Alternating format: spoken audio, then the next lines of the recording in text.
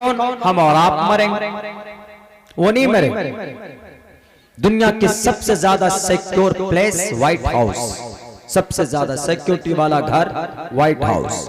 America का president जहां पर बैठता, जहां पर रहता, दुनिया का सबसे ज्यादा सिक्योर, सबसे ज्यादा सेफ्टी और सबसे ज्यादा प्रोटेक्शन वाला घर। अक़वाम मुत्तहिदा जो पूरी दुनिया के अंदर अमन बहाल करने की बात करते हैं, वो आज खामोश बैठे हुए, वो आज एक वर्ड तक नहीं बोलते कि हमला हो रहा है, हम कुछ बोलें, मना करें, उनको डराए धमकाएं कि तुम्हारा बाइकाट किया जाएगा। यूक्रेन को 3 हिस्से में बांटो तो तीसरे हिस्से पर रूस ने बहुत पहले से कब्जा किया हुआ है। रातों दिन बमों की बरसात, गोलियों की बौछार है, कोई उनकी मदद के लिए भी खड़ा नहीं हो रहा। आम ऐलान कर दिया गया है कि स्पेन में यूक्रेन के आम लोग अपने देश की रक्षा के लिए आगे आए, मैदान में आए, लेकिन ये लोग, ये यहूदी, ये कम्युनिज्म और ये जुडाइज्म अपने आप को कहते हैं कि हम नोबल, हम अमन वाले, and every time we wanted we used to peaceful situation in entire world, कि हमेशा से हम अमन चाहते थे। अमन चाहते हो, किसी का खून न बहे तो खड़े हो जाओ ना। इस वक्त यूक्रेन के साथ क्यों नहीं खड़ा होते? जालिम के हाथ को रोको ना। इस वक्त जालिम बना बैठा है रूस, क्यों नहीं उसके हाथ को पकड़ते? यूक्रेन की माए बेवा हो रही, बच्चे यतीम हो रहे हैं, बाप को पहचान पहचान कर घर से निकाल कर मारा जाता। नहीं कर सकते ना तुम ये काम, तो सिर्फ मोहम्मद रसूलुल्लाह सल्लल्लाहु अलैहि वसल्लम ने किया था। जंग ये करते और ठिकरा किनके सर फोड़ते? मुसलमानों के सर।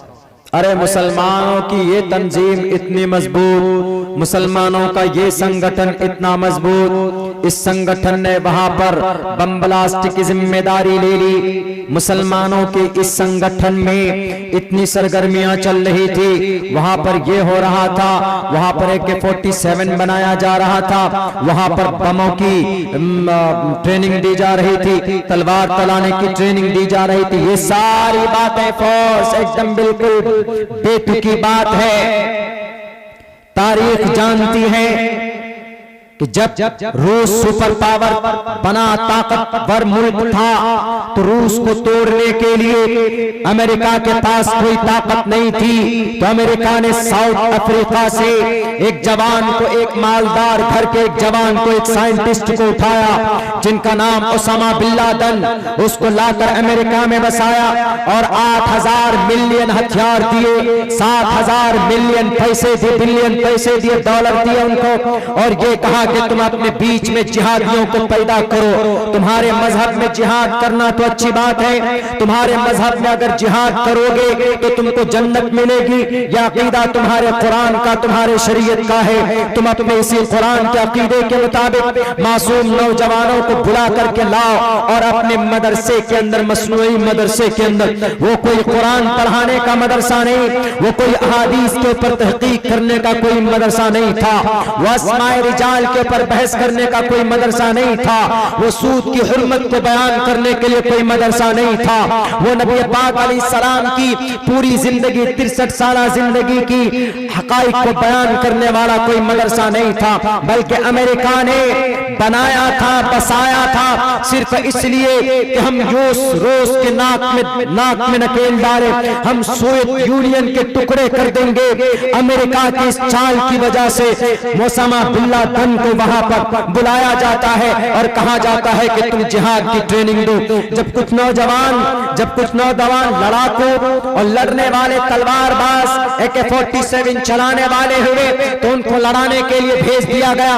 जब वियतनाम से अमेरिकन फौज लड़कर आई तो उनके पास ताकत नहीं थी कि मुकाबला करेंगे जाकर हम सोवियत यूनियन से या रूस से। आज जो रूस यूक्रेन पर हमला कर रहा, अमेरिका ने पैदा किया दहशतगर्दी को, अमेरिका ने उग्रवादी को, आतंकवाद को पैदा किया। अल-कायदा का बाप कौन? ये अमेरिका। और दाइश का बाप कौन? इराक के अंदर हमला करने वाले ये अमेरिका। कोई नहीं पूछेगा।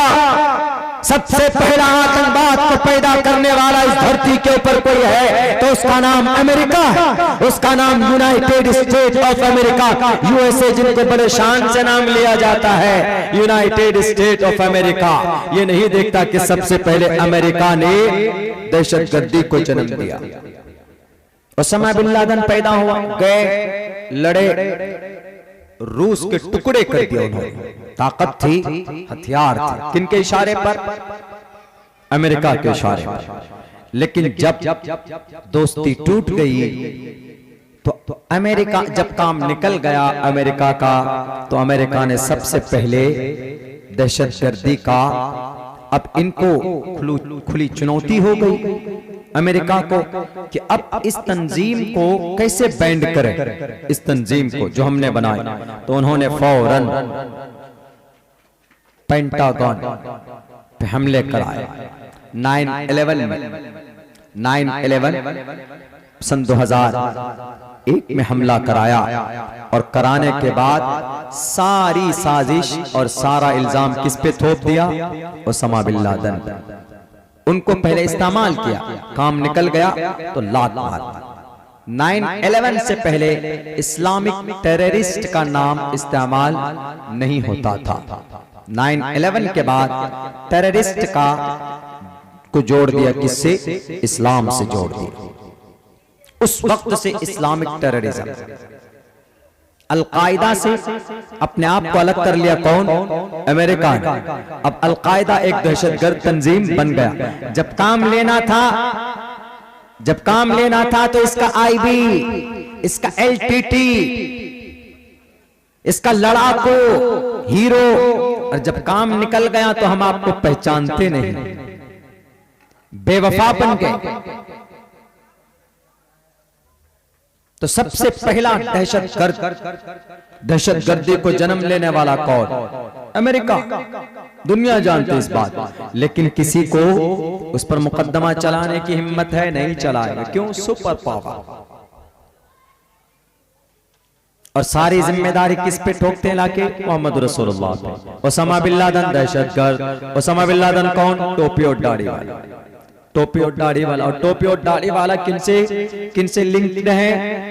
प्रोफेट मोहम्मद सल्लल्लाहु अलैहि वसल्लम से, कुरान से। यहां आ जाती है पूरी दुनिया के उन मीडिया वालों को, दुनिया के उन तमाम एजेंसीज को, दुनिया के तमाम उन आईटी सेल्स को मेरा चैलेंज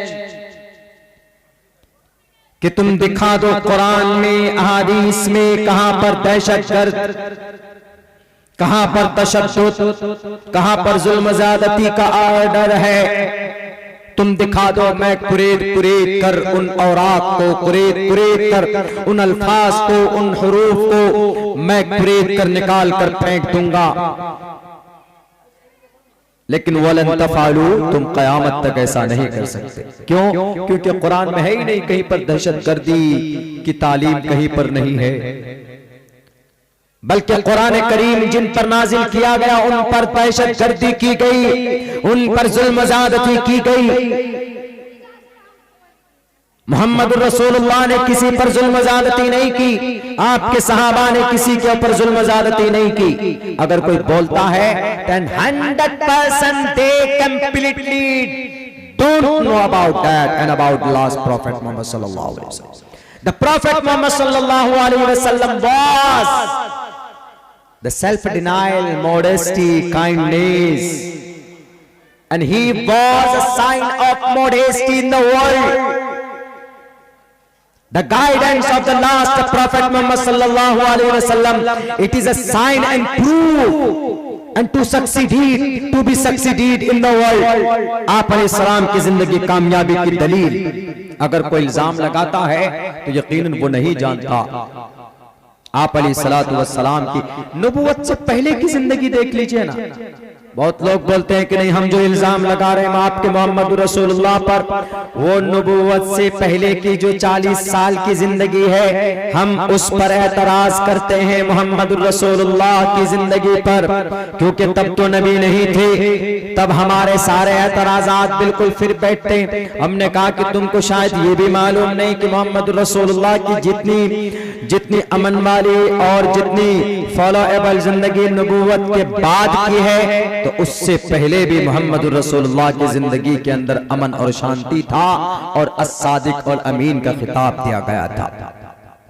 40 साल की जिंदगी आप अलैहिस्सलाम मोहम्मद रसूलुल्लाह सल्लल्लाहु अलैहि वसल्लम की। हमने कहा कि देखो आप अलैहिस्सलाम का जन्म कब होता है? 571 ईस्वी 22 अप्रैल को तकरीबन आपका जन्म होता है। आप पैदा होते हैं, इस धरती में आप आते, आने के बाद आपका जन्म उस वक्त होता है जब आपके अब्बा मोहतरम का इंतकाल हो चुका होता है। मेरे भाइयों, उसके बाद आप अलैहिस्सलातु वस्सलाम की परवरिश कौन करती? दूध कौन पिलाता? चले जाते हैं, गांव में भेज दिया जाता है। आपकी परवरिश 4 साल तक गांव में होती। 4 साल के बाद वहां से जब आते हैं तो 6 साल की उम्र में आपकी मां का इंतकाल हो जाता है। आपकी अम्मा आमिना सोमवती, आपकी अम्मा का इंतकाल हो जाता है 6 साल की उम्र में। उसके बाद फिर आप दादा की किफालत में आ जाते हैं, दादा के अंदर कंसिडरेशन में आते हैं। उस वक्त भी आप अलैहिस्सलातु वस्सलाम की दादा की जब आपकी उम्र 8 साल होती है तो दादा का इंतकाल हो जाता। 8 साल का एक बच्चा, 6 साल के हुए तो अम्मा चली गई, 8 साल के हुए तो दादा चले गए। अब आप अलैहिस्सलाम किनके पास आ गए? ख्वाजा अबू तालिब के पास आ गए। अबू तालिब के पास आए, उनकी निगरानी में आ गए। वहीं से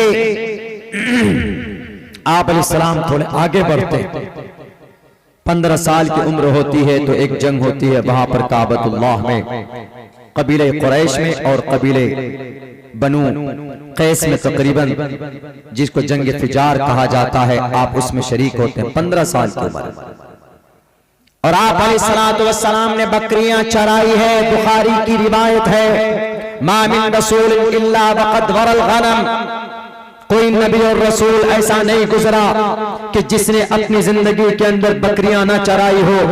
बकरियां चराने के पीछे एक मकसद, बकरियां छोटी जानवर होती है, इधर से उधर भागती,